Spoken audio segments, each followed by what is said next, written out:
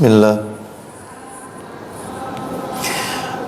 Assalamualaikum warahmatullahi wabarakatuh.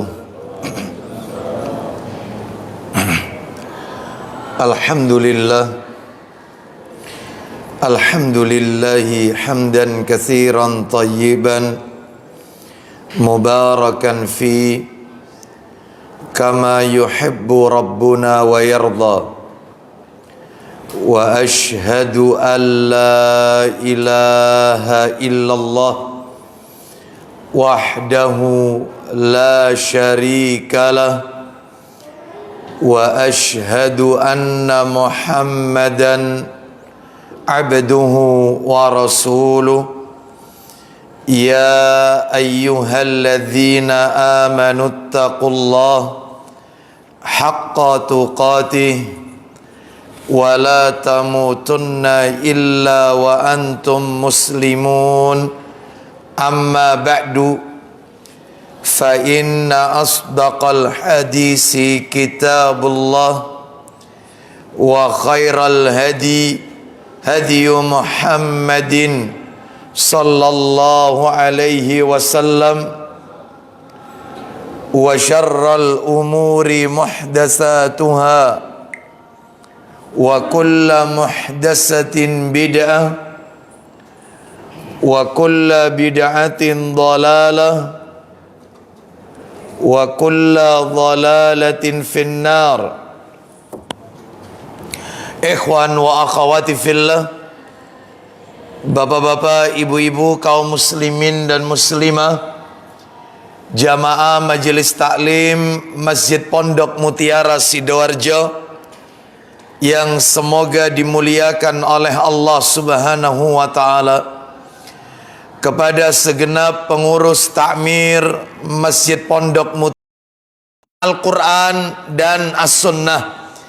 Menurut catatan saya, terakhir bulan yang lalu kita telah menuntaskan larangan yang nomor 4, Bapak Ibu sekalian. Ensiklopedi larangan yang nomor 4 dalam bab akidah, tauhid dan iman. Apa itu yang nomor 4? Yang nomor 4 itu bulan yang lalu adalah larangan keras bersumpah dengan nama selain Allah. Bersumpah dengan nama selain Allah. Jadi deminya itu bukan demi Allah, tetapi selain Allah, demi Ka'bah, ya, dan seterusnya. Maka ini sudah kita bahas. Sore ini kita akan masuk pada larangan, yaitu yang nomor 5, masih dalam bab akidah, tauhid dan iman. Kita masuk yang nomor 5, larangan mengatakan atas kehendak Allah, atas kehendak Allah dan kehendakmu. Nah, itu tidak boleh, ya. Jadi larangan keras mengatakan atas kehendak Allah dan kehendakmu. Di situ ada kata-kata dan. Nah, itu tidak diperbolehkan. Dan ini termasuk dalam ranah syirik, ya. Sekalipun syiriknya adalah syirik kecil, tetapi yang namanya syirik, ya, tidak ada ampunannya dari Allah kecuali orangnya kalau bertobat meninggalkan perbuatan syirik tersebut.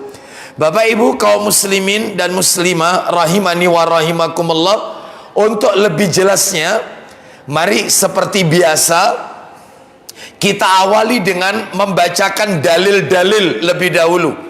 Setelah dalil-dalil kita bacakan, dalil-dalil seputar larangan keras mengatakan atas kehendak Allah dan kehendakmu. Setelah dalil kita baca semua, baru kemudian penjelasannya dari dalil-dalil tersebut. Terkait dengan larangan yang nomor 5 ini, larangan mengatakan atas kehendak Allah dan kehendakmu, saya akan sampaikan 4 dalil, Bapak Ibu sekalian. 4 dalil. 4-empatnya hadis Nabi Sallallahu Alaihi Wasallam. Jadi tidak ada ayat Qur'annya. 4-empatnya hadis Nabi. Di mana saja 4 dalil tersebut tentang larangan mengatakan atas kehendak Allah dan kehendakmu. Dalil yang pertama, nah ini langsung saja ya, kita masuk dalil-dalil. Setelah kita bacakan semua baru nanti penjelasannya Bapak Ibu. Dalil yang pertama adalah dalil riwayat Abu Dawud. Dalam kitab Sunan Abu Dawud jilid 3 ya. Nomornya 4980.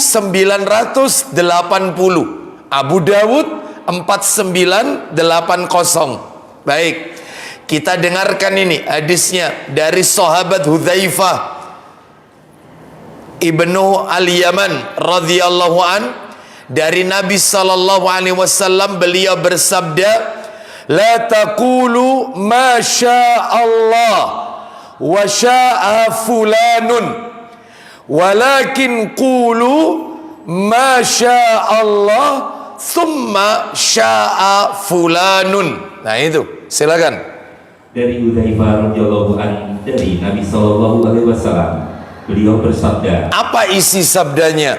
Janganlah kalian berkata, itu adalah kehendak Allah dan kehendak fulan. Ada kata-kata dan di situ, kata sambung dan. Janganlah kalian mengatakan atas kehendak Allah dan kehendak fulan. Nggak boleh. Tetapi yang benar itu bagaimana? Silakan.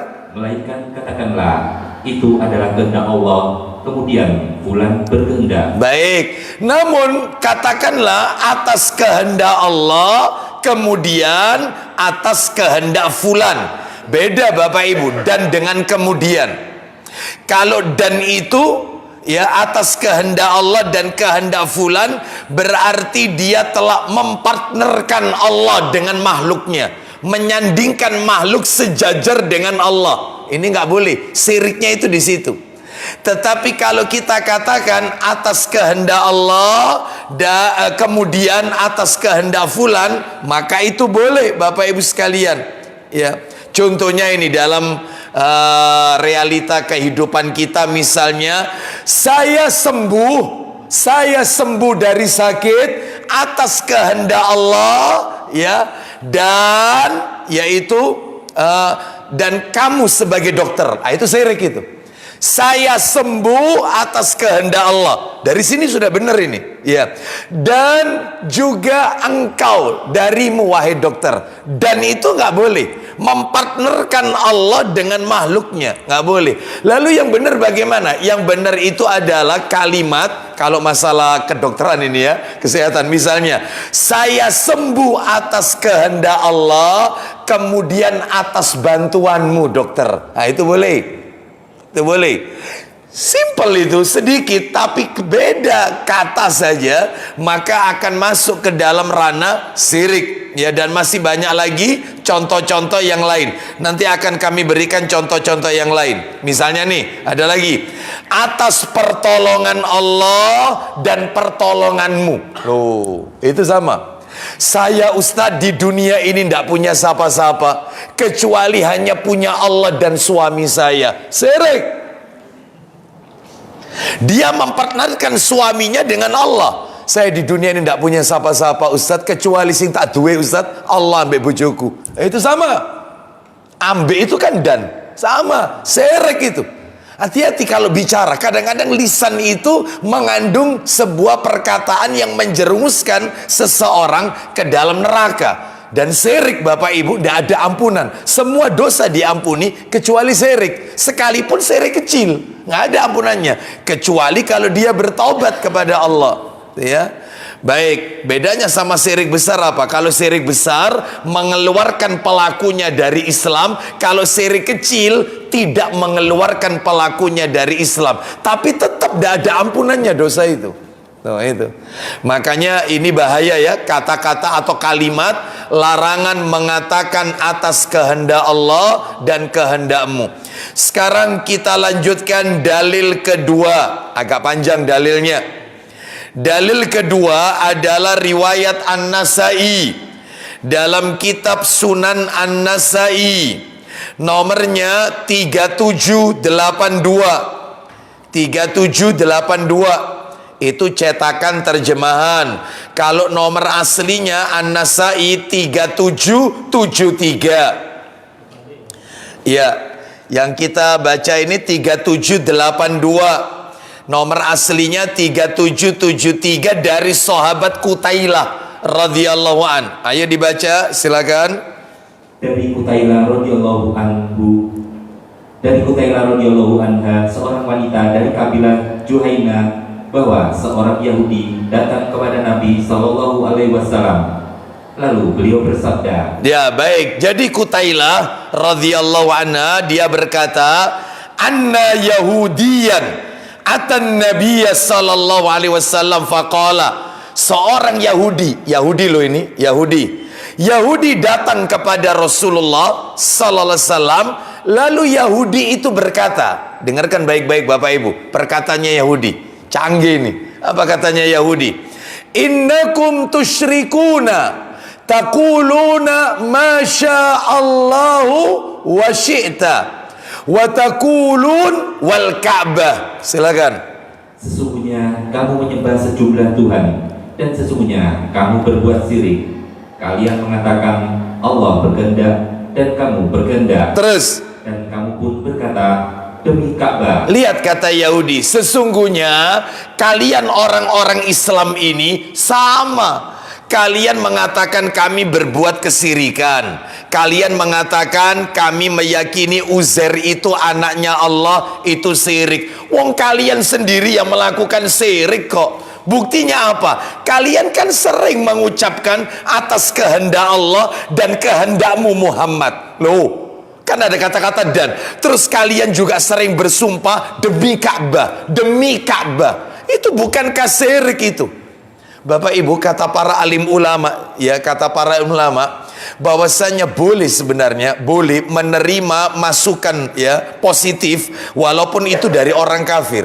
Bapak Ibu tahu, setelah orang Yahudi ini mengatakan demikian, lalu Nabi berkata kepada para sahabat, kita dengarkan, fa'amarahumun nabiyyu sallallahu alaihi wasallam idza aradu an yakhliqu an yahlifu aw yaqulu wa rabbil Ka'bah wa an yaqulu ma sya'allahu thumma, bukan wa ya, thumma syi'ta. Silakan.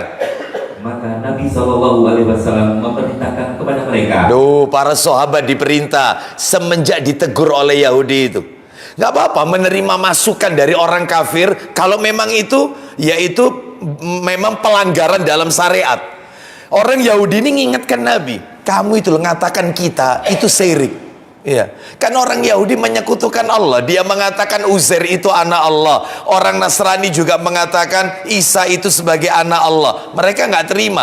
Kamu juga orang Islam juga syirik, melakukan kesirikan. Itu dengan mengatakan atas kehendak Allah dan kehendakmu Muhammad. Terus kalau sumpah, seringkali sumpahnya demi Ka'bah. Loh, itu kan syirik. Wong benda kok dijadikan sumpah. Ngerti orang kafir ini? Maka Nabi saat itu memerintahkan, mulai sekarang jangan pernah mengatakan demi Ka'bah, tetapi wallah wa rabbul Ka'bah, demi pemilik Ka'bah, Rabb pemilik Ka'bah, demi Rabb yang punya Ka'bah. Jangan Ka'bahnya, Allahnya. Nah itu ya, sama dengan kita juga boleh mengatakan demi pencipta langit dan bumi, boleh. Demi pencipta manusia, boleh. Yang tidak boleh itu adalah demi langit, demi bumi, demi manusia, nggak boleh. Yang berhak melakukan itu adalah Allah Azza wa Jalla. Makanya Bapak Ibu jangan kaget, materi bulan yang lalu kan saya sudah sampaikan, Allah itu berkali-kali dalam Al-Quran bersumpah itu pakai nama-nama makhluknya. Wal asri demi masa, wattini demi buah tin, wazaitun demi buah zaitun. Loh itu sumpahnya Allah itu ya. Wasyamsi waduhaha ya, demi matahari, demi waktu pagi. Itu nggak apa-apa, hak prerogatif Allah. Sedangkan kita nggak boleh melakukan itu. Baik, kita lanjutkan. Silakan Abu Hurairah dibaca bagaimana perintahnya Rasul. Ulang lagi dikit. Maka Rasulullah, maka Nabi Shallallahu Alaihi Wasallam memerintahkan kepada mereka ya, bahwa jika mereka ingin bersumpah, ya, maka hendaklah mereka berkata, silakan, demi Tuhan pemelihara Ka'bah. No, demi Rabb pemilik Ka'bah, wa rabbul Ka'bah, demi Rabb pemilik Ka'bah. Boleh. Jadi jangan bersumpah dengan benda, tidak boleh bersumpah dengan benda. Ya, kita kalau Allah itu boleh karena itu haknya Allah, kekuasaannya Allah Azza wa Jalla. Terus perintahnya Nabi yang nomor 2, Dan tidaklah mereka berkata, Allah telah berkehendak, kemudian kamu berkehendak. Nah, atas kehendak Allah, kemudian kehendakmu, wahai Muhammad, wahai Rasulullah. Nah, itu. Jadi jangan menggunakan kata sambung dan, tetapi gunakan kata kemudian. Ya, seperti itu. Baik. Saya berhasil ini atas kehendak Allah dan kemudian atas pertolongan guru saya. Nah, seperti itu. Saya sukses ini atas kehendak Allah, kemudian atas doa juga dari orang tua. Kemudian ya, jangan pakai dan. Saya sukses, saya berhasil atas kehendak Allah dan juga doa orang tua. Jangan, syirik. Jangan. Dan ini bahaya. Ini masalah akidah ini Bapak Ibu sekalian, ya. Baik, kita lanjutkan sekarang, yaitu dalil yang nomor 3. Nah, dalil nomor 3. Dalil yang ketiga dalam kitab Adabul Mufrad. Riwayat Bukhari dalam kitab Adabul Mufrad nomornya 783. Adabul Mufrad nomor 783. Ani bin Abbas radhiyallahu anhuma qala, Adabul Mufrad 783 ya. Anna rajulan qala ya lin nabiyyi sallallahu alaihi wasallam. Ya, silakan. Anna rajulan qala lan nabiyyi sallallahu alaihi wasallam masya Allah wa syi'ta. Silakan. Ibnu Abbas radhiyallahu anhuma berkata, Ya, ada seorang pria berkata pada Rasulullah Shallallahu Alaihi Wasallam. Apa kata laki-laki itu kepada Nabi? Apa yang dikehendaki Allah dan engkau. Duh, ada kata-kata dan. Apa yang dikehendaki Allah dan engkau, wahai Rasulullah. Faqala, Nabi menegur. Apa kata Nabi? Aja'altani lillahi niddan. Silakan. Beliau bersabda, apakah engkau menjadikan tandingan bagi Allah? No, apa kau ingin menjadikan aku tandingannya Allah? Kau partnerkan aku, kau yaitu sejajarkan aku dengan Allah? Jangan. Maka kalau bicara Masya Allahu wahdah, silakan. Apa yang dikehendaki oleh Allah sendiri. Nah, sudah gitu aja. Gak usah ditambahkan dan aku. Atau kalau mau melibatkan aku, maka katakan atas kehendak Allah, kemudian kehendakmu, wahai Rasulullah. Boleh. Kalau ndak pakai kemudian cukup. Semuanya ini atas kehendak Allah. Selesai. Kalau mau melibatkan orang lain, jangan pakai dan. Ya, kalau mau melibatkan orang tua jangan pakai dan. Semua ini Ustadz takdir dari Allah. Kemudian atas doa orang tua saya. Oke, boleh, taib. Ya, jangan kemudian ini semua Ustadz. Ya, semua ini dari Allah Ustadz. Dan juga atas jasa orang tua. Nah, nggak boleh, syirik. Ya, hati-hati. Jadi tipis ini hanya cuma satu kata dan kemudian. Tetapi dampaknya besar Bapak Ibu. Sekarang yang terakhir dalil keempat, agak panjang. Panjang ini. Dalil keempat, panjang ini. Lah, kitabnya di sini tidak ada, saya bacakan aja. Saya bacakan.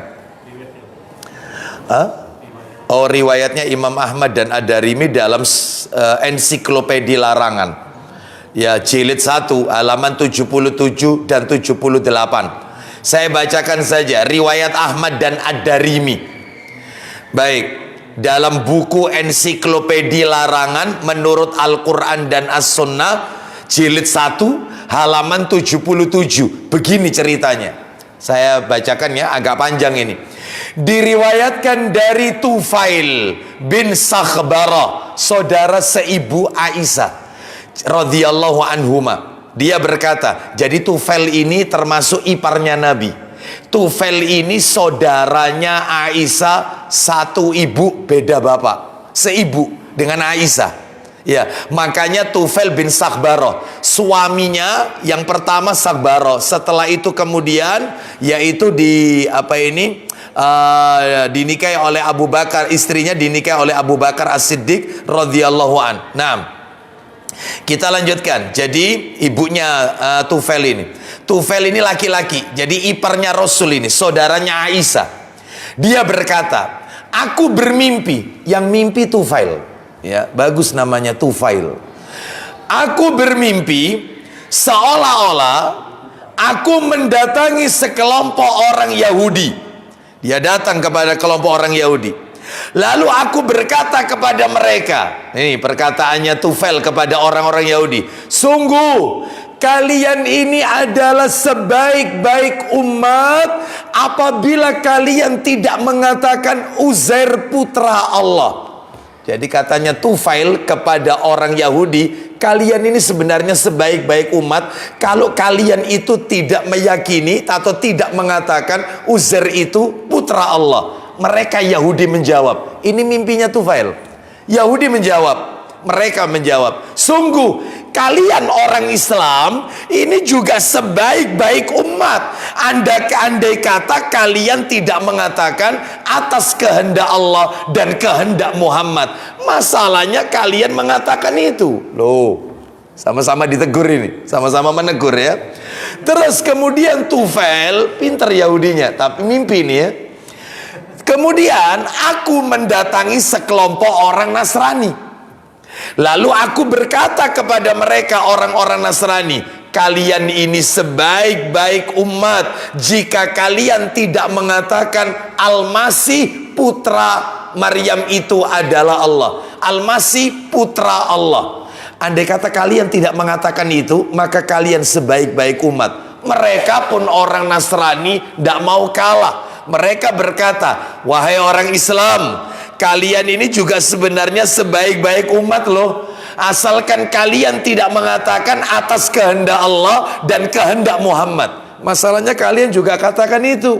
Bukankah itu syirik? Mempartnerkan Allah dengan Muhammad. Bukankah syirik? Kalian mengatakan kami syirik karena kami mengatakan Al-Masih putra Allah. Orang Yahudi mengatakan Uzair putra Allah. Sedangkan kalian juga berbuat kesirikan. Singkat cerita, maka keesokan harinya aku ceritakan mimpiku tersebut kepada kawan-kawanku. Setelah itu aku mendatangi Nabi sallallahu alaihi wasallam. Jadi habis cerita sama teman-temannya, dia datang kepada Nabi. Ini ya, besoknya ini. Aku beritahukan apa yang terjadi dalam mimpiku tersebut. Maka Rasulullah sallallahu alaihi wasallam bersabda, apakah mimpimu itu sudah kau ceritakan kepada orang lain? Maka aku menjawab, sudah wahai Rasulullah. Lalu Nabi sallallahu alaihi wasallam bersabda, memuji Allah. Lalu Nabi berkata, amma ba'du. Jadi kebiasaan dalam retorika itu Bapak Ibu, dalam khutbah, dalam ceramah, itu kalau ingin masuk ke materi inti, itu diawali dengan amma ba'du. Jadi awalnya memuji Allah dulu, baca sholawat itu ya, innal hamdalillah nahmadu. Begitu mau ngomong materi inti, itu pemisahnya adalah amma ba'du. Termasuk ini, Rasul setelah mendengar mimpinya Tufail itu diceritakan kepada orang lain, Nabi memuji Allah, bersyukur bahwasanya hal itu disampaikan kepada teman-temannya. Lalu Nabi berkata, amma ba'du, fa inna Tufailan ra'a ru'yan akhbara biha man akhbara minkum. Sesungguhnya Tufail telah bermimpi sesuatu dan telah diberitahukan kepada teman-temannya sebagian dari kalian. Fa innakum qultum kalimatan kana yamna'uni kadza wa kadza anhaakum anha. Sesungguhnya kalian telah mengucapkan suatu ucapan yang ketika itu saya tidak sempat melarang. Oh, jadi Nabi berkata, kalian telah mengucapkan satu kalimat yang saya belum melarang. Saya tidak sempat untuk melarangnya karena aku disibukkan dengan urusan ini, urusan itu. Aku belum sempat melarang kalian. Gak boleh mengucapkan atas kehendak Allah dan kehendak Muhammad. Nggak boleh, aku nggak sempat mengucapkan itu sampai keduluan Tufail mimpi. Nah, terus kemudian fala taqulu, maka sekarang janganlah kalian mengatakan masya Allah wa sya'a Muhammad. Jangan mengatakan atas kehendak Allah dan kehendak Muhammad. Walakin, akan tetapi, qulu, katakanlah masya Allah wahda, atas kehendak Allah saja. Sudah, jangan libatkan aku. Kalau ngomong sesuatu ini semua atas kehendak Allah, selesai, titik. Jangan ditambahkan atas kehendak Muhammad. Kalau dipaksakan mau menyebutkan nama Nabi Muhammad, summa sya'a Muhammad, kemudian atas kehendak Nabi Muhammad. Pakai kata summa, jangan wa. Ya, jadi jelas sekali di sini Bapak Ibu sekalian, 4 dalil ini mengandung banyak pelajaran. Apa pelajaran yang bisa diambil? Nah, ini sekarang kita masuk, yaitu pada bagian yang terakhir, yaitu penjelasan. Penjelasan dari 4 dalil yang sudah Bapak Ibu simak tadi ya. Penjelasan yang pertama adalah, nah ini penjelasan yang pertama ini, haram hukumnya mengucapkan atas kehendak Allah dan kehendak fulan. Nggak boleh, karena ada kata dan. Sebab kenapa kok haram mengucapkan atas kehendak Allah dan kehendak fulan? Sebab ucapan tersebut dapat mengurangi kesempurnaan tauhid. Ucapan tersebut dapat mengurangi kesempurnaan tauhid dan dapat mengurangi nilai keimanan, berkurang imannya gara-gara kata dan itu tadi. Ini ya, dipartnerkan, mempartnerkan Allah. Nah, itu. Ini nomor 1 ini. Nomor 2. Setiap muslim harus menghindari ucapan-ucapan yang mengandung kesirikan. Hati-hati kalau bicara. Hati-hati. Ya. Terkadang lisan ini tidak sadar yang diucapkan, yang keluar itu sebagai bentuk syirik. Ya. Sebagai bentuk syirik. Ya. Saya sembuh karena dokter fulan.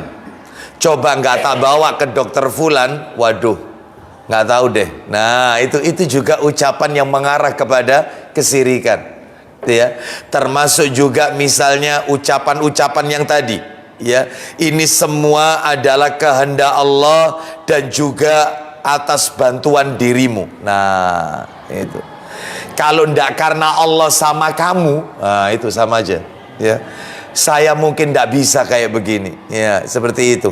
Itu saya terima kasih sama panjenengan sudah nolong saya. Memang betul semuanya itu dari Allah. Tapi kalau ndak karena kamu juga ikut andil dalam hal ini, mempartnerkan, jangan ya.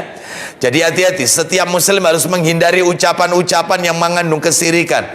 Terus kata para ulama, wajib memperhatikan lafaz, karena terkadang satu kata punya pengaruh besar. Wajib memperhatikan lafaz. Hati-hati, lafaznya diperhatikan. Ya, lafaz. Kadang-kadang satu kata punya pengaruh besar, yaitu dengan rusaknya akidah kita. Dengan rusaknya akidah kita. Baik Bapak Ibu sekalian, rahimani wa rahimakumullah. Perhatikan ya, di dalam hadis ini Rasulullah SAW tidak boleh menggunakan kata dan. Karena apa? Karena kata dan dalam masalah ini berakibat fatal dalam akidah seseorang.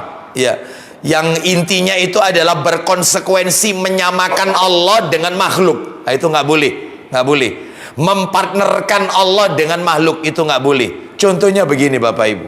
Lah ini tak kasih contoh yang banyak ini. Ucapan-ucapan yang punya dampak, yaitu bisa mencederai akidah kita, mencoreng nilai keimanan kita, menurunkan. Contohnya, atas pertolongan Allah dan pertolonganmu.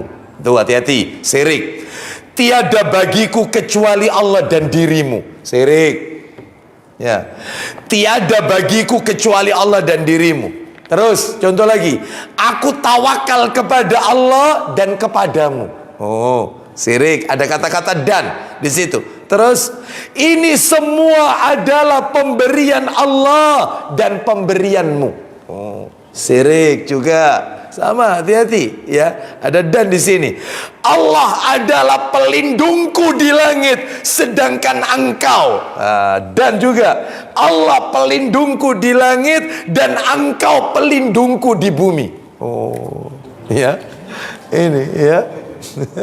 Iya, dan Ya, seperti itu syirik. Terus, demi Allah dan demi hidupmu. Ya, bagiku hanya ada Allah dan dirimu. Aku tidak punya siapa-siapa kecuali Allah dan engkau. Loh, syirik. Hati-hati. Nih ya. Terus dengan nama Allah dan nama tanah air. Ya, dengan nama Allah dan nama bangsa. Ya, dengan nama Allah dan apa nama negaranya. Indonesia itu juga sama, syirik ya, hati-hati. Maka yang benar adalah ucapkan dengan kemudian, ya, kemudian atas pertolongan Allah, kemudian atas pertolonganmu. Lah di situ itu tidak ada kata sambung Bapak Ibu, artinya ada jeda, kemudian itu adalah kata yang di dalamnya mengandung ada jeda. Setelah pertolongan Allah sekian lama, kemudian pertolongannya orang itu. Lah itu makna kemudian. Beda dengan dan. Oleh karena itu ini hati-hati ya. Nomor 2 ini sekarang. Ya, nomor 3 sekarang ya. Nomor 3. Nomor 3. Nih, termasuk apa itu? Saya sembuh atas kehendak Allah ya dan bantuanmu. Nah, itu nggak boleh. Sekarang yang nomor 3. Diperbolehkan menerima masukan positif. Boleh menerima masukan positif sekalipun datang dari orang kafir. Seperti tadi hadisnya apa? Dalil nomor 2 tadi kalau nggak salah, yang dari Kutaila tadi, ya. Ada orang Yahudi berkata kepada Rasulullah, ya, kan orang Yahudi itu berkata, sesungguhnya kalian mengatakan kami ini berbuat syirik, padahal kamu itu juga melakukan perbuatan syirik. Tuh, seperti itu, ya. Jadi ini yang nomor 3, boleh menerima masukan positif walaupun dari orang kafir, jika hal itu merupakan pelanggaran syariat. Boleh dapat masukan, nggak apa-apa. Seperti tadi, orang Yahudi memberikan masukan. Nah, setelah orang Yahudi mengatakan demikian, apa katanya Nabi? Mulai sekarang kalau bersumpah, jangan bersumpah dengan benda. Nggak boleh. Wal Ka'bah nggak boleh. Dan mulai sekarang jangan pernah mengatakan atas kehendak Allah dan kehendakmu. Jangan. Tetapi katakan kemudian kehendakmu. Ya. Terus kita lanjutkan Bapak Ibu sekalian. Ya, yang nomor 4.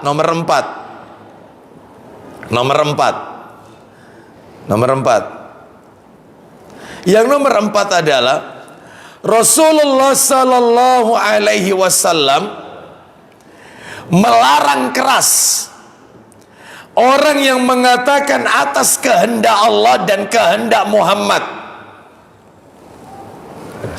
Rasulullah Sallallahu Alaihi Wasallam melarang keras orang yang mengatakan atas kehendak Allah dan kehendak Muhammad Sallallahu Alaihi Wasallam.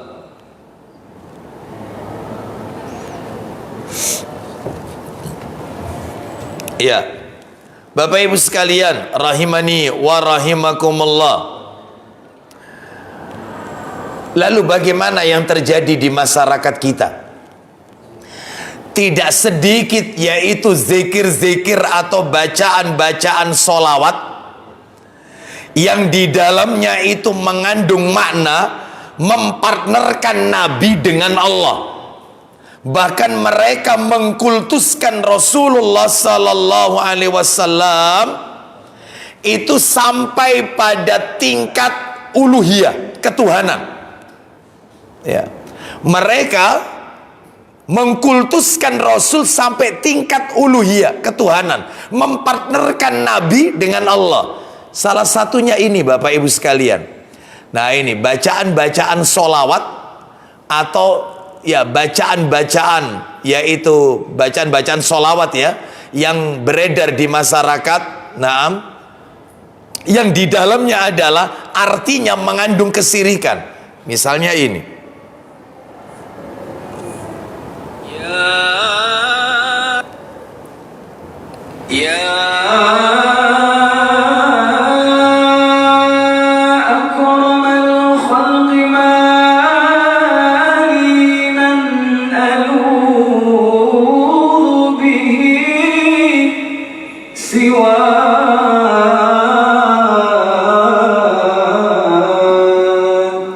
Bapak Ibu tahu artinya ini?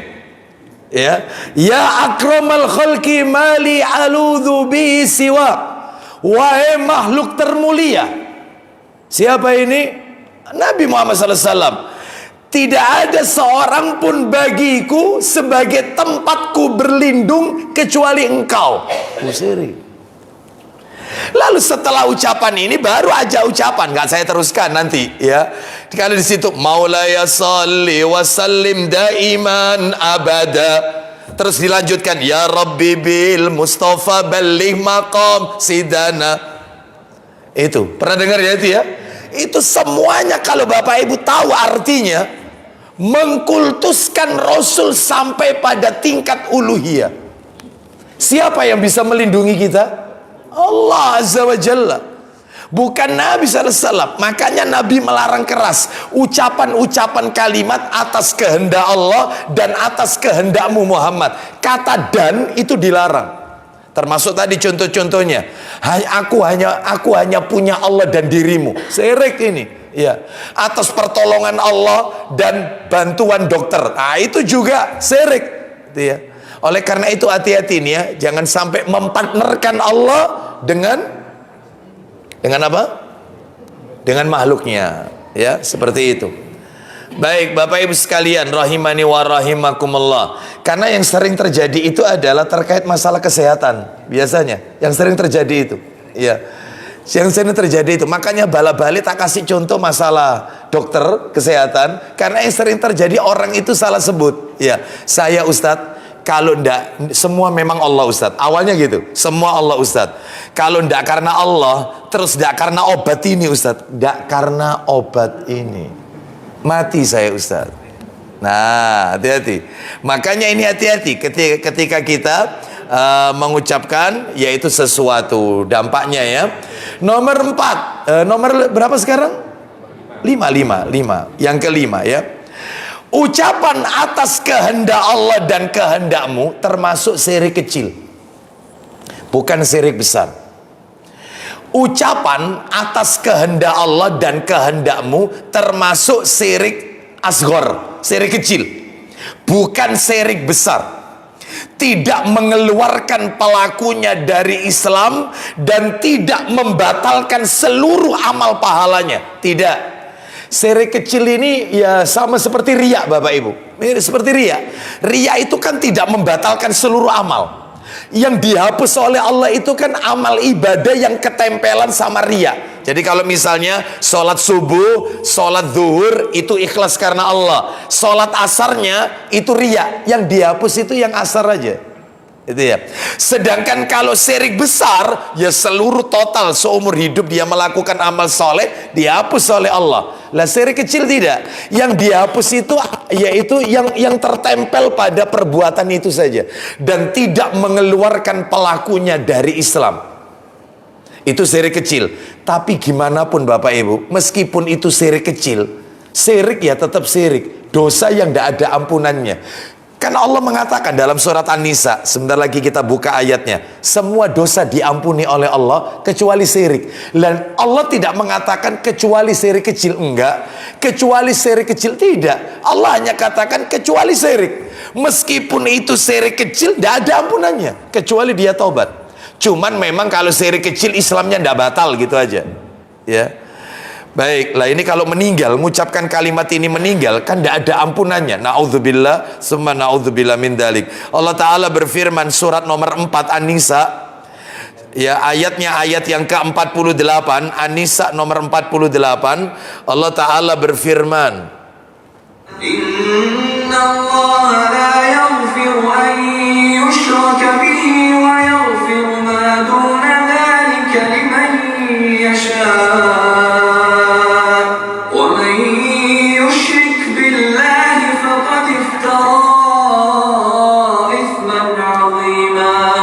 Silakan baca. Sesungguhnya Allah tidak akan mengampuni dosa karena mempersekutukannya syirik. Nah, terus. Dan dia mengampuni apa dosa yang selain syirik itu bagi siapa yang dia kehendaki. Nah, syirik tidak ada ampunannya. Semua dosa selain syirik diampuni oleh Allah. Kita lanjutkan yang nomor 6. Penjelasan yang nomor 6. Nomor 6 ini ya. Ucapan yang terkadang diucapkan tanpa sadar mengandung kesirikan. Ya, saya ulang. Ucapan yang terkadang diucapkan tanpa sadar, namanya orang nggak sadar. Yang dia ucapkan itu ternyata mengandung sebuah bentuk kesirikan. Ucapan yang terkadang diucapkan tanpa sadar padahal mengandung kesirikan,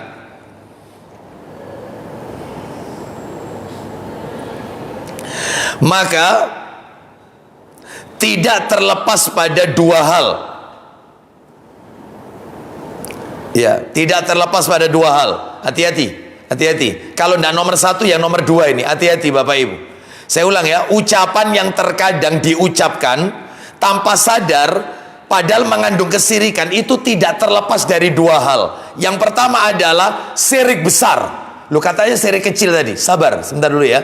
Bisa terjadi syirik besar apabila dia berkeyakinan bahwa, apabila dalam hatinya dia berkeyakinan bahwa Allah dengan yang digandengkan itu sama.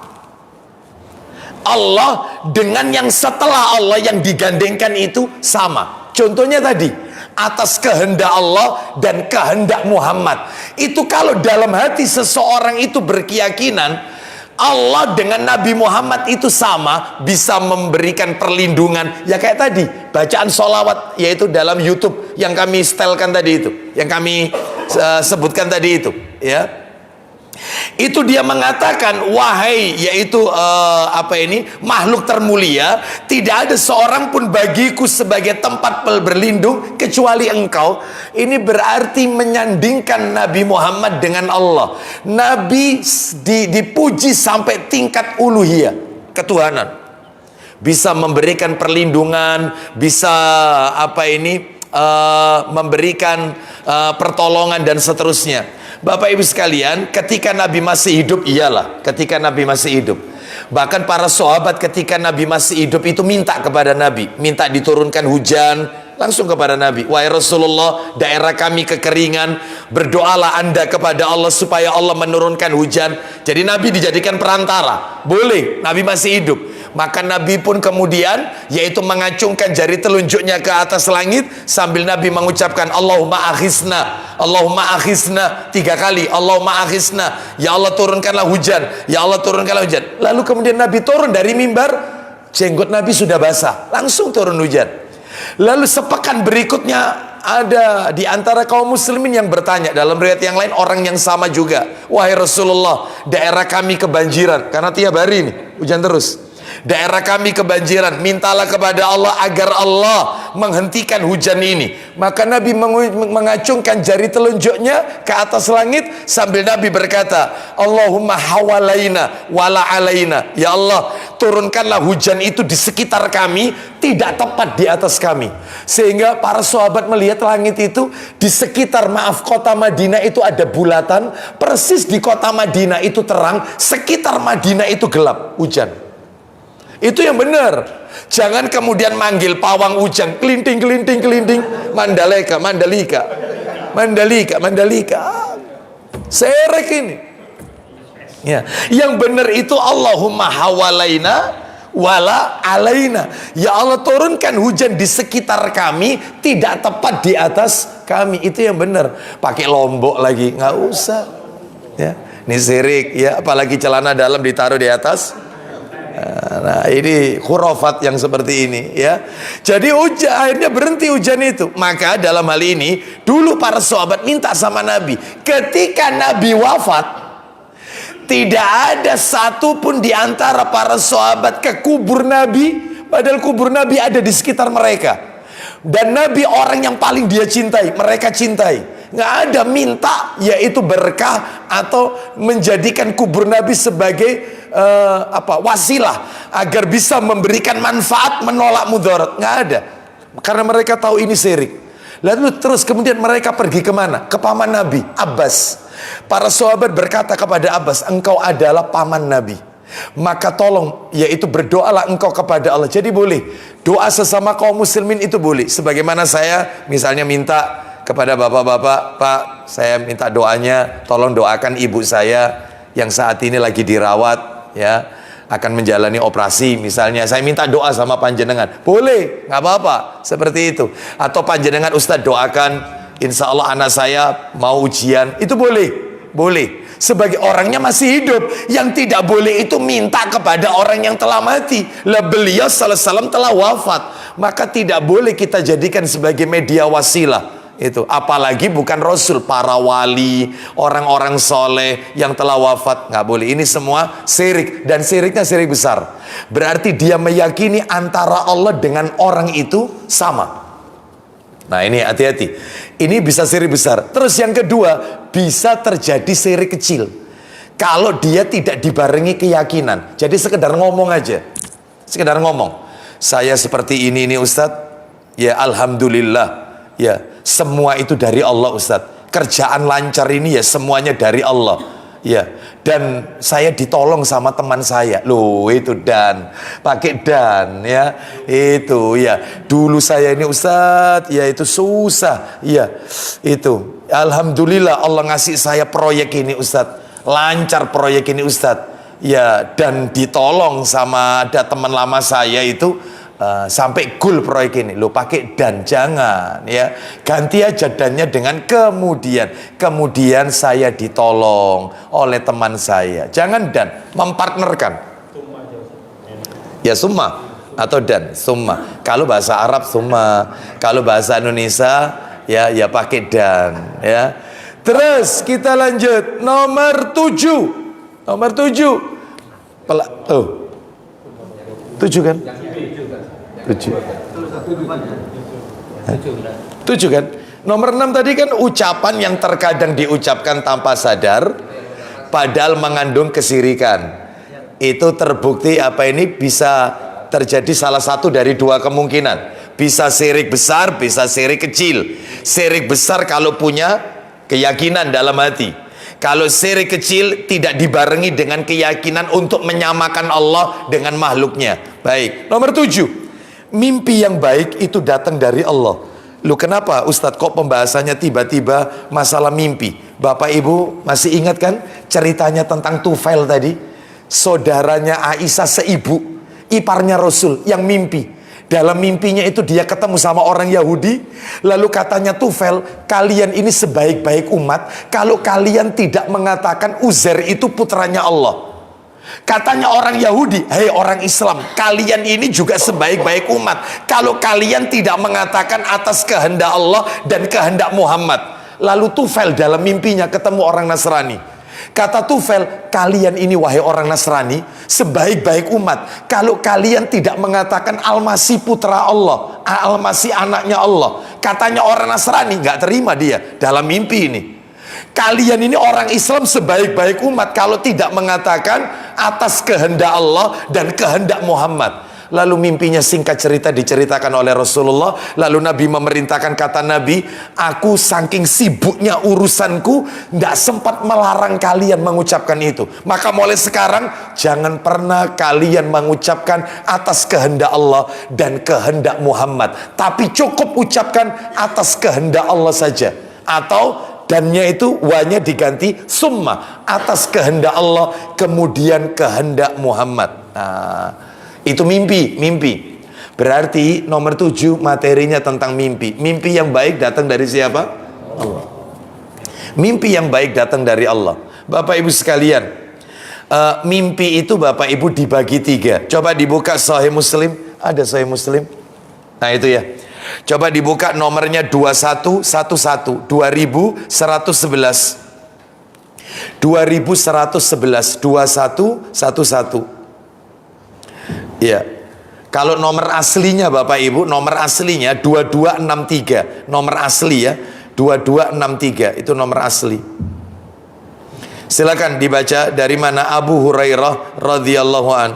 Dari Abu Hurairah radhiyallahu anhu, dari Nabi Shallallahu Alaihi Wasallam, sabdanya, apabila hari kiamat telah dekat, jarang mimpi seorang muslim yang tidak benar.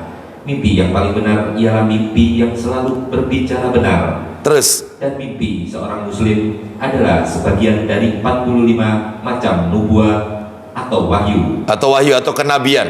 Jadi ciri-ciri tanda-tanda kiamat itu semakin dekat apabila sudah banyak orang yang bermimpi dan ternyata terjadi, yaitu kenyataan, sesuai kenyataan. Itu sudah berarti kiamat sudah mulai dekat. Dan mimpi baik bagi seorang muslim itu bagian daripada, yaitu bentuk kenabian, sebagian daripada tanda-tanda kenabian. Bukan berarti orang itu nabi, bukan, tetapi bagian daripada berita yang Allah berikan, yaitu sebuah kebenaran. Silakan lanjut. Mimpi itu ada 3 macam. Nah ini, mimpi itu ada 3. Apa saja? Yang pertama, mimpi yang baik adalah kabar suka dari Allah. Mimpi yang baik itu adalah kabar suka dari Allah, kabar berita baik dari Allah. Terus kemudian, kedua, mimpi yang menakutkan atau menyedihkan. Stop. Mimpi yang kedua adalah mimpi yang menakutkan, yang menyedihkan. Datangnya dari mana? Datangnya dari setan, dari syaitan. Lalu mimpi yang ketiga? Yang ketiga, dan mimpi yang timbul karena ilusi, angan-angan atau hayal seseorang. Hayalan terbawa mimpi. Terus? Maka karena itu, jika kamu bermimpi yang tidak kamu senangi, apabila kalian mimpi-mimpi yang buruk, mimpi yang di dalamnya terdapat permainan syaitan, ya, mimpi yang menakutkan, menyeramkan, maka bagaimana tuntunannya dari Nabi? Bangunlah, kemudian sholat, dan jangan menceritakannya kepada orang lain. Bangun, sholat 2 rakaat. Berarti ada sholat sunnah setelah mimpi buruk itu ada. Sholat sunnah setelah mimpi buruk. Tetapi ada proses yang sebelumnya sebenarnya, sebelum sholat itu. Coba dibaca nomor sebelumnya. Nomor sebelumnya 2110 2110. Coba silakan. Dari Jabir radhiyallahu an, dari Rasulullah sallallahu alaihi wasallam. Iya. Sabdanya, apabila salah seorang kamu bermimpi dengan mimpi yang tidak disenanginya, iya, maka hendaklah dia meludah ke kiri 3 kali. Meludah ke kiri 3 kali. Kalau mimpi menyeramkan, mimpi menakutkan, mimpi yang datang dari permainan syaitan, meludah ke arah kiri. Hanya sekedar meniupkan saja Bapak Ibu. Tidak betul-betul meludah. Enggak. Hanya sekedar gitu aja. Enggak pakai kek, enggak pakai. Kasihan itu, ya. Suami ada di samping kiri soalnya. Itu ya, suaminya pasti tanya, kau tiap malam meludahi saya. Iya aku mimpi setan, mimpi ndak enak. Koyo apa setan nih? Koyo kon. Nah ini kan repot jadinya Bapak Ibu ya. Nggak kelar-kelar itu ya, akan ribut sampai subuh itu nanti ya. Lanjut teruskan. Terus kemudian berlindung kepada Allah dari gangguan setan 3 kali. Baca ta'awud 3 kali. Meludah dulu ke kiri 3 kali. Baca ta'awud, a'udzubillahi minasyaitonirrajim 3 kali. Setelah itu, sesudah itu merubah posisi tidur dari posisinya semula. Jadi bukan bantalnya yang dibalik, bukan, tetapi posisi tidurnya yang dirubah. Ya, jadi awalnya mimpi dia menghadap ke kiri, maka ketika dia akan melanjutkan tidur, yaitu dia merubah ke arah kanan, seperti itu ya. Jadi bukan bantalnya yang dibalik. Dan kalau bisa, yaitu tadi nyambung sama hadis nomor 1-nya, sholat 2 rakaat. Jadi setelah baca ta'awudz 3 kali, bangun, ambil air wudhu, sholat 2 rakaat. Niatnya apa? Niatnya adalah sholat sunnah setelah mimpi buruk. Setelah itu kemudian berdoa, berlindung kepada Allah agar apa yang terjadi dalam mimpinya itu tidak terjadi kenyataan. Nah, contohnya kayak apa Ustadz? Jadi kata para alim ulama, yaitu kalau kita lihat dalam mimpi itu kan ru'yah ya, bukan ruqyah. Bukan,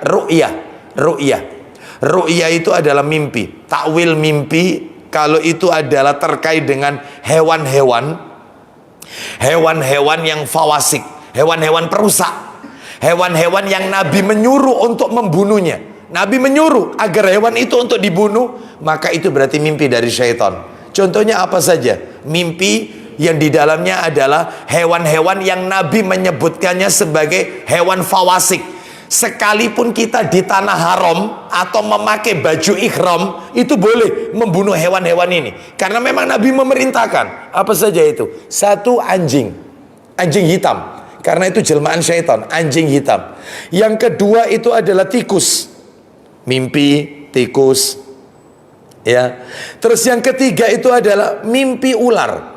Jadi kalau sebagian masyarakat mimpi ular itu ada kaitannya sama jodoh, nah ini salah. Mimpi ular itu justru setan, ya, syaitan. Terus yang keempat, mimpi burung gagak.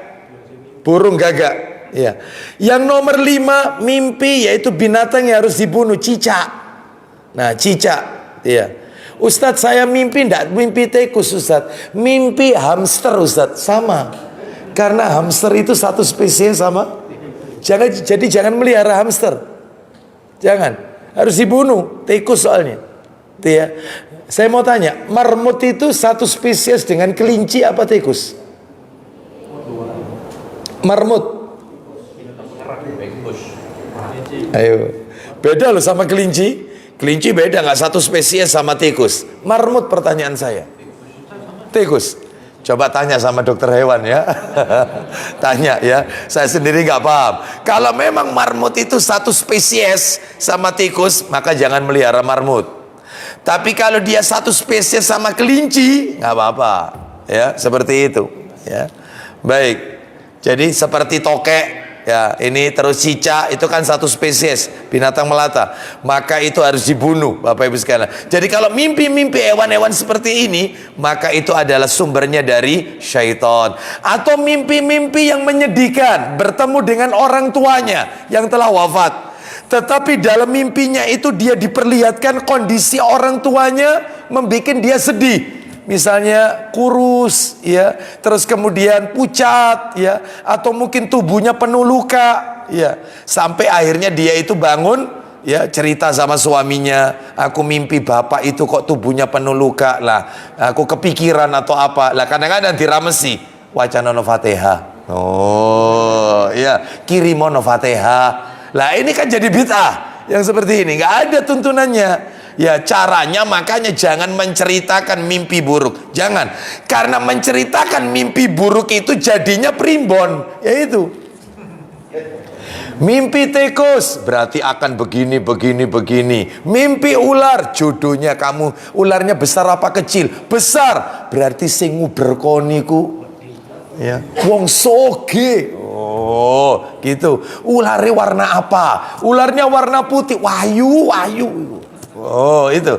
Yang kayak gini gak usah diceritakan. Munculnya adalah tebakan, dokon, gitu loh, primbon. Maka kalau mimpi-mimpi menyeramkan gak usah diceritakan. Kalau mimpi yang menyenangkan boleh diceritakan. Tetapi itu pun sebatas dengan orang yang kita cintai. Sebab bisa jadi orang itu hasad dalam hatinya, gak suka dengan mimpi baik yang terjadi dalam mimpi kita. Jangan, kadang-kadang orang itu iri, dengki. Makanya tidak sembarangan orang kita ceritakan. Misalnya mimpi nikah lagi, misalnya. Ini kan mimpi menyenangkan, kabar suka. Itu ya. Baik, kita lanjutkan. Dan mimpi-mimpi yang lainnya, yaitu semua kabar baik dari Allah Azza wa Jalla. Mimpi yaitu hafal Quran, ya, mimpi kemudian bisa ziarah ke Mekah, ke Madinah, itu seperti itu. Baik, kita lanjutkan. Sekarang yang nomor berapa? Nomor 8. Nomor 8. Yang nomor 8 saya sampaikan beberapa aja saja ya. Yang nomor 8 adalah tidak perlu marah. Tidak perlu marah jika ada seseorang yang menyampaikan aib yang benar pada kita. Tidak perlu marah jika ada seseorang menyampaikan aib yang benar pada diri kita. Ya, padahal niatnya orang itu untuk mencela atau menjatuhkan. Lah kita aib kita yang dibongkar itu nggak usah marah. Meskipun tujuannya orang itu adalah untuk menjelekkan kita, jangan marah. Karena apa? Karena yang dia ucapkan itu memang betul menimpa pada kita. Itu nasihat, nggak apa-apa, nggak usah ngamuk. Sebagaimana tadi cerita Nabi kan, masih ingat Bapak Ibu? Nabi tidak mengingkari Yahudi, padahal secara zahir Yahudi itu suka mengejek Nabi. Loh, coba. Jadi kan orang Yahudi kan bilang, Muhammad, kalian ini mengatakan kami ini syirik, wong kamu juga yang melakukan syirik kok. dengan mengatakan demi Ka'bah, sumpahnya pakai nama benda, demi Ka'bah, terus suka mengatakan atas kehendak Allah dan atas kehendakmu. Loh, itu kan syirik. Bapak Ibu, mohon maaf, Nabi tahu orang Yahudi ini tujuannya untuk menjelekkan. Karena orang Yahudi itu adalah satu-satunya bangsa yang paling benci dengan kaum muslimin adalah orang Yahudi. Bahkan orang Yahudi adalah orang yang paling banyak membunuh para nabi. Paling banyak, ribuan dia bunuh nabi itu. Ada ayatnya dalam Al-Quran. Tahu, Nabi tahu. Tetapi Nabi mau menerima masukan dari orang Yahudi. Karena apa? Karena memang itu melanggar syariat. Gak boleh bersumpah dengan nama benda. Lalu Nabi berkata, kalau bersumpah jangan wal Ka'bah, demi Ka'bah. Tapi ucapkan wa Rabbul Ka'bah, demi Rabb pemilik Ka'bah. Nah, itu boleh. Demi pencipta langit dan bumi, boleh. Yang gak boleh itu demi langit, demi bumi, nggak boleh. Ya, baik.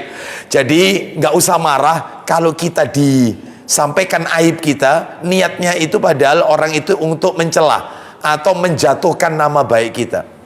Wallahu a'lam bishawab. Ini bisa kita lihat dalam kitab Al-Qaulul Mufid ala Kitab Tauhid, ya.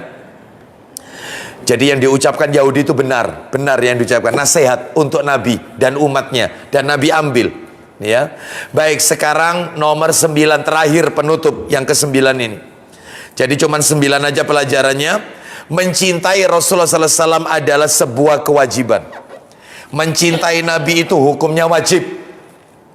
Wajib. Mana dalilnya? Mencintai Nabi itu hukumnya wajib. Coba dibuka, yaitu di dalam Sahih Muslim. Sahih Muslim. Nomornya nomor 34 dan 35. Ayo coba dibuka. Sahih Muslim nomor 34 dan 35. Iya, silakan. Dari Anas radhiyallahu an, dari Nabi sallallahu alaihi wasallam sabdanya. Iya, silakan. Ada 3 perkara bila terdapat dalam diri seseorang, maka dia akan merasakan bagaimana manisnya iman. Nah, teruskan, silakan. Mencintai Allah dan Rasulnya. Stop. Mencintai Allah dan Rasulnya, mimma siwahuma, melebihi dari semua yang ada di muka bumi ini. Loh, ini wajib. Coba yang nomor 35-nya, silakan. Dari Anas bin Malik radhiyallahu an, katanya Rasulullah sallallahu alaihi wasallam bersabda, isinya, belum sempurna iman seseorang. Ulang lagi. Belum sempurna iman seseorang. Belum sempurna iman seseorang sampai sebelum ia mencintaiku. Ia mencintai Nabi Muhammad SAW melebihi daripada cintanya kepada anaknya. 1. Kepada bapaknya atau orang tuanya. Terus 2. Dan kepada manusia semuanya. Wan nasi ajmain, dan kepada seluruh manusia semuanya. Jadi iman seseorang itu tidak akan sempurna sebelum orang itu mencintai Rasulullah melebihi cintanya dia kepada keluarganya, anaknya, orang tuanya, dan seluruh manusia yang ada di muka bumi ini. Jadi mendahulukan Allah dan Rasulnya daripada semua yang ada di muka bumi ini. Nah, itu ya, wajib mencintai Rasulullah. Apabila bertentangan dengan Allah dan Rasulnya, maka yang kita kedepankan adalah Allah dan Rasulnya, bukan manusia.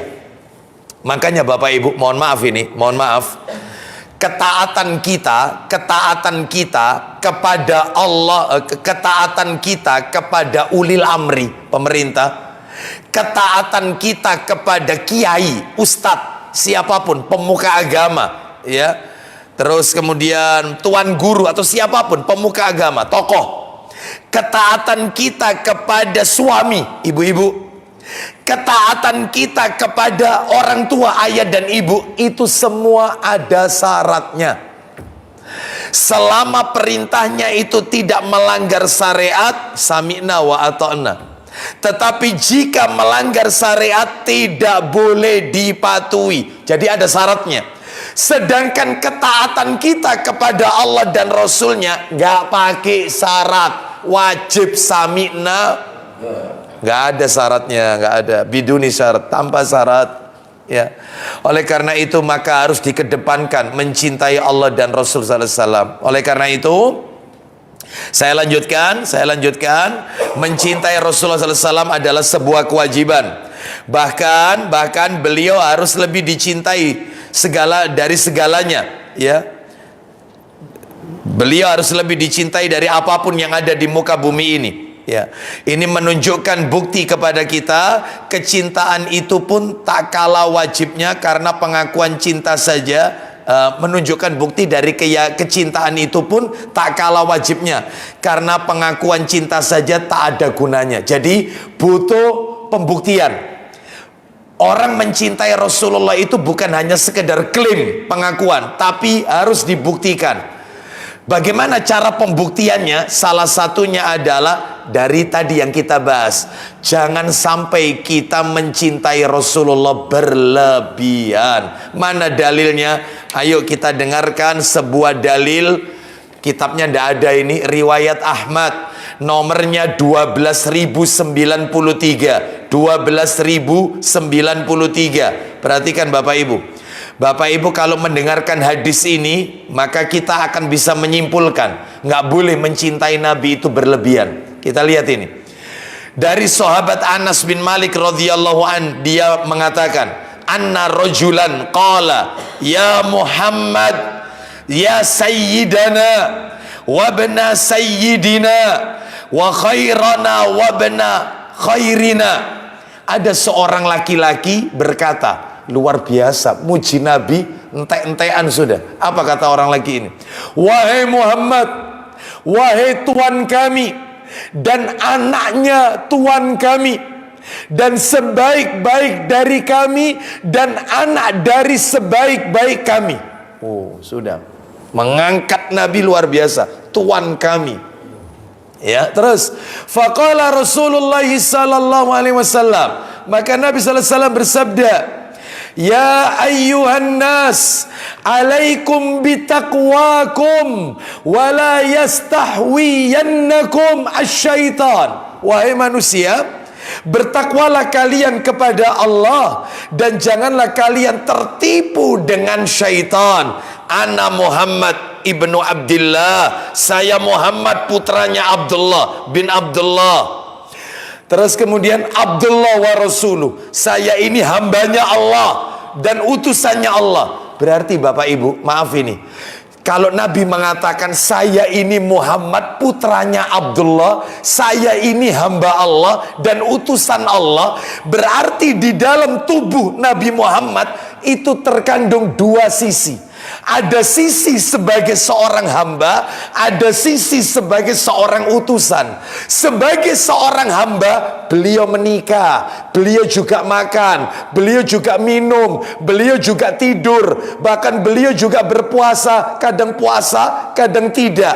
Manusia. Maka karena dari sisi manusia nggak boleh dikultuskan, karena beliau manusia seperti kita layaknya, sama manusia. Sisi manusia, saya hamba Allah dan Rasulnya dan utusan, berarti dimensi kedua dalam diri Nabi, utusan Allah. Karena beliau utusan Allah, maka tasdiquhu fima akhbara, membenarkan semua ucapannya Nabi. Sisi sini, sisi sini. Yang kedua yaitu ta'atuhu fima amara, mentaati semua perintah Nabi. Sisi sini, Rasul soalnya. Yang ketiga, wajtanibu manaha anhu wa zajara, meninggalkan semua yang Nabi larang. Rasul, sisi sini. Yang keempat, tidak beribadah kepada Allah kecuali yang Nabi syariatkan. Sisi sini. Sebagai hamba, beliau wafat kok. Sama, beliau punya istri, punya keturunan, sama dengan kita. Kita punya istri, punya anak. Jadi jangan dikultuskan dari sisi sini. Faham sampai di sini?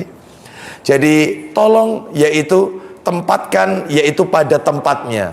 Makanya Nabi melarang kita memuji Nabi sampai misalnya kata-kata anta syamsun, anta badrun, anta nurun fauqa nurin. Engkau adalah cahaya matahari, engkau adalah cahaya bulan, engkau adalah cahaya di atas cahaya. Maksudnya Nabi Muhammad nggak boleh nur ala nur, cahaya di atas cahaya itu adalah Allah Azza wa Jalla. Termasuk sholawat naria, yaitu misalnya Allahumma sholli sholatan kamilatan wa sallim salaman tamman ala sayyidina Muhammadin alladzi tanhalu, dan seterusnya. Tidak ada yang bisa menghilangkan kesedihan kecuali Nabi Muhammad. Tidak ada yang bisa menghilangkan kesusahan kecuali. Lah ini semua kan ranahnya syirik. Yang bisa menghilangkan itu semua siapa? Allah Azza wa Jalla. Nah ini lanjutannya. Wallahi ma uhibbu an tarfa'uni fauqa manzilati allati anzalani Allah Azza wa Jalla. Demi Allah, aku tidak senang. Aku tidak senang kalian mengangkat diriku lebih di atas derajat yang telah Allah Azza wa Jalla tetapkan untukku. Loh, jangan diagungkan berlebihan. Ya, apalagi bulan-bulan seperti ini ya. Ini adalah bulan-bulan yang ya di mana banyak kaum muslimin yaitu terjebak pada hal-hal yaitu yang tidak diajarkan oleh Nabi sallallahu alaihi wasallam. Pembacaan solawat-solawat yang di dalamnya mengkultuskan Rasul sallallahu alaihi wasallam. Ya, anehnya kita kalau ngomong seperti ini dianggap tidak cinta. Ya, seperti itu. Tidak mau solawatan berarti itu bukan ahlus sunnah. Siapa yang tidak mau solawatan? Mau. Bahkan kita disuruh memperbanyak baca solawat, terutama membaca solawat ketika sholat 5 waktu baca solawat. Yang kedua adalah ketika sholat jenazah, takbir kedua itu ya baca solawat. Yang ketiga mau menutup majelis taklim itu ya baca solawat, kan itu diajarkan. Terus yang keempat ketika di sofa marwah itu ya baca solawat. Ketika malam Jumat atau hari Jumat itu ya baca solawat. Seperti itu. Banyak baca solawat seperti itu. Nah, tapi solawatnya dengan bacaan yang sahih. Jangan dibuat-buat. Karena apa? Karena ini mengikuti petunjuk Rasul sallallahu alaihi wasallam. Wallahu a'lam bishawab. Demikian Bapak Ibu yang bisa kami sampaikan. Semoga menjadi tambahan ilmu yang bermanfaat. Mudah-mudahan Allah menjadikan kita orang-orang yang mentauhidkan Allah sampai ajal menjemput kita, sehingga kita diwafatkan dalam keadaan husnul khatimah. Dan mulai sekarang berhati-hatilah ketika berbicara. Jangan sampai lisan kita yang kita sampaikan mengandung unsur-unsur mengurangi nilai akidah, nilai keimanan kita. Karena apa? Karena ada unsur kesirikan di dalamnya. Salah satunya yang kita bahas sore hari ini, atas kehendak Allah dan kehendak dirimu. Nah ini syirik. Wallahu a'lam bishawab. Demikian karena waktunya mendekati maghrib, kita tutup dengan kafaratul majelis. Semoga Allah meridhai amal ibadah kita. Wassallallahu ala nabiyyina wa ala alihi washabihi wasallam. Subhanakallahumma wa bihamdika asyhadu an la ilaha illa anta astaghfiruka wa atubu ilaik. Wa akhiru da'wana anil hamdulillahi rabbil alamin. Insyaallah bulan depan jika dipertemukan kembali, kita masuk larangan nomor 6 ya. Larangan memaki masa, mencela masa. Ya, misalnya mengatakan bulan sial, tanggal sial dan seterusnya. Ini insya Allah. Baik, terima kasih. Assalamualaikum warahmatullahi wabarakatuh.